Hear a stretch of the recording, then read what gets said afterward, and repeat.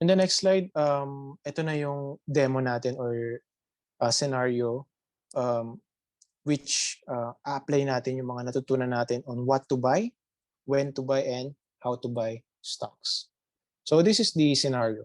For example, you want to invest in the stock market to prepare for your future, no? And you're a very risk-averse person and gusto mo lang yung mga malalaki and well-established businesses here in the Philippines that yung gusto mo yung malalaki at tingin mo mag-perform good kahit na may pandemic, and you also want stocks na mura. Number 2 consideration in our scenario is that you have a low risk tolerance, meaning ayaw mo mag-invest sa mga volatile and illiquid stocks like small cap stocks that could result in huge losses if that stock suffered a huge decline. And lastly, you have an investment horizon of 5 to 10 years. Okay, so first step, again, no, sabi natin sa what to buy, we will use the top-down approach. So first question you will ask yourself, will the economy do better this year? And upon your reading of news, nagbasa-basa ka, research reports, news, economic forecast,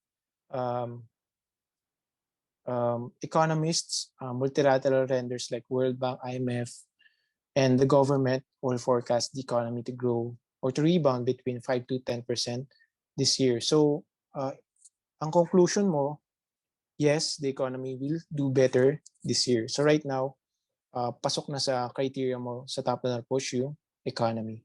So now, we will narrow down to industries.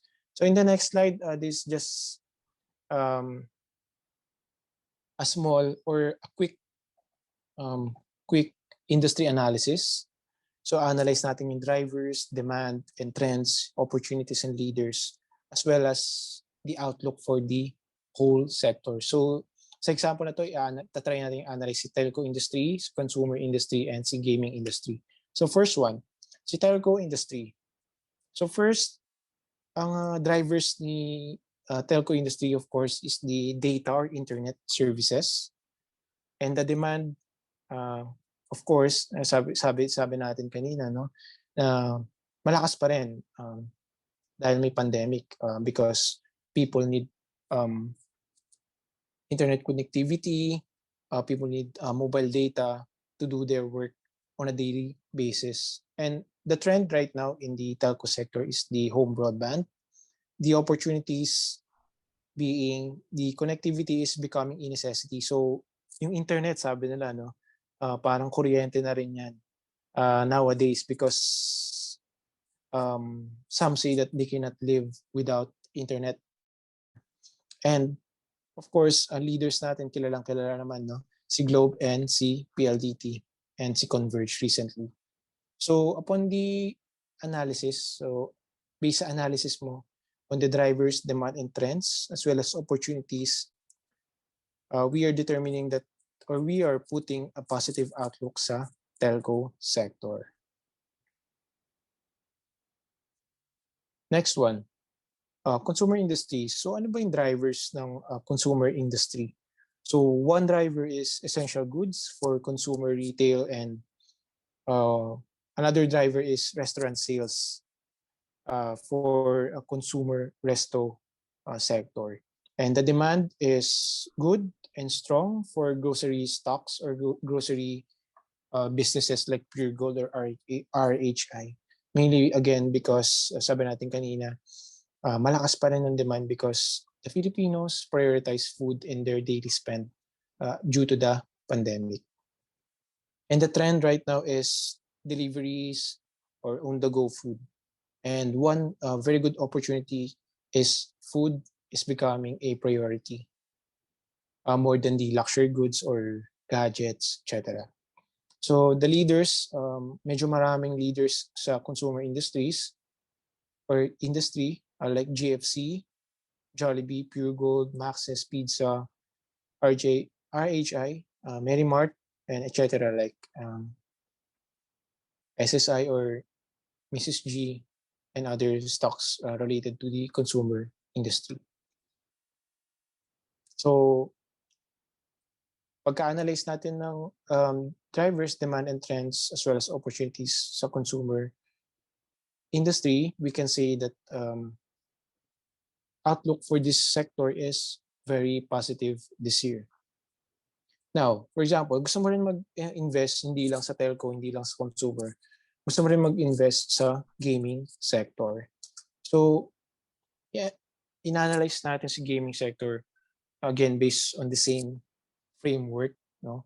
Number one, the driver is the gaming volume or bets. Number two, the demand is weak. Why? Because of travel restrictions or travel ban. So, gaming sector, very reliant yan sa mga tourists or international players, no? Yung mga high net worth players coming from China, coming from Korea, Malaysia, Thailand, etc., etc. So, demand is weak or expected to be weak this year because hindi sila makapunta sa casinos here in the Philippines like Soler, City of Dreams, or Okada Manila. So the trend right now is pretty much none for gaming sector, but there is an opportunity which is online betting. So for example, si Bloomberry or yung operator ng Soler is applying for a license to accept bets through online. And the market leaders for this industry is Bloom and PLC. And upon the analysis of the demand drivers and trends as well as opportunities, we are putting a negative or neutral outlook for the gaming sector. Na-determine na natin kung anong magandang industries, which is telco and consumer based sa ating just quick industry analysis. No? So sa telco, ngayon, we are now ready to determine kung sino yung mga leaders sa industry na to. So of course, there's PLDT, there's Globe, and there's Converge. And again, sabi natin kanina, gusto nating i-consider yung market cap. So, as you can see there, nakalagay yung market cap ni PLDT at 291 billion. Clearly, these three stocks are considered large caps na because they have a market value above 50 billion pesos. So, pasok lahat to sa ating criteria. So, right now, moving to consumer retail. Again, na-determine natin si telco with a positive outlook and also consumer retail, which has a positive outlook also. But this time, if considering the scenario that you only want to invest in large and well-established businesses, tatanggalin natin ngayon si Merimart. Although pasok siya sa market cap, which is large cap, above 50 billion pesos, tatanggalin natin si Merimart kasi consideration natin is that large and well-established businesses, and alam naman natin na si Merimart is just starting its business. So now, we have determined the market leaders. It's now time to ask when to buy or what stocks are cheap in the next slide. So as you can see, the next slide, you ask yourself when to buy and what stocks are cheap. You can now look at the market leaders. So sabi natin, si Telco maganda, no? So titingnan natin yung mga market leaders niya. Titingnan natin kung sino sa kanila yung cheap using relative valuation and using forward PE as a metric. So as you can see there, PLDT has the lowest forward PE kung ikukumpara natin kay Globe at kay Converge. Going back in this analysis, makikita natin na si Tel is very cheap compared to its local peers, Globe and Converge, as well as its regional peers based sa kanyang PE, which is at 12.9 times. Next slide naman, makikita natin sa consumer retails who are the leaders, which are Pure Gold and RHI. And paano natin ma-determine kung sino yung cheap? Of course, again, we will use the forward PE metric. And in this analysis, we can see that pure gold is cheap because it has lower forward PE compared kay RHI and compared sa industry. Yan. So, but as an investor, it's not, hindi naman masama na magduda tayo kung cheap ba talaga yung isang stock or isang business. We just want to make sure, no, because pera natin yung nakataya dito. And of course, um, be sure, you want to be sure that talagang mura si TEL. So, ang ginawa natin is um, to determine kung talagang mura si TEL by looking at its historical average PE. So again, turo ko sa inyo kanina, no? So as long as the PE is below the average, it's considered cheap. So as you can see here, PE band ni TEL is very cheap.